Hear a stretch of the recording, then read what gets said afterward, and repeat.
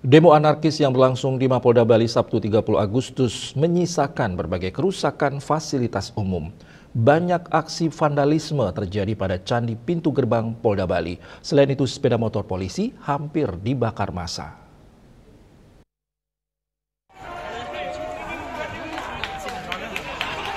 Aksi demo dari gabungan massa yang terdiri dari driver ojol, mahasiswa LSM, LBH, dan masyarakat untuk menyuarakan keprihatinan bangsa dan tewas driver ojol Afan Kurniawan dilindas kendaraan rantis Polda Metro Jaya berlangsung damai. Secara bergantian peserta melakukan orasi, namun sangat disayangkan fasilitas umum di Polda Bali seperti tembok, candi bentar, dan pintu gerbang menjadi aksi vandalisme dengan coretan berupa berbagai kata keprihatinan dan hujatan.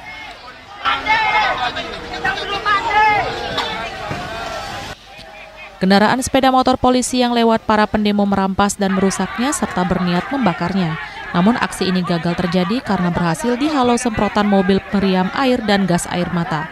Sepeda motor itu berhasil dievakuasi meski demo anarkis tidak terjadi pembakaran gedung seperti di provinsi lain. Insiden itu menyisakan kerusakan yang sangat oleh warga.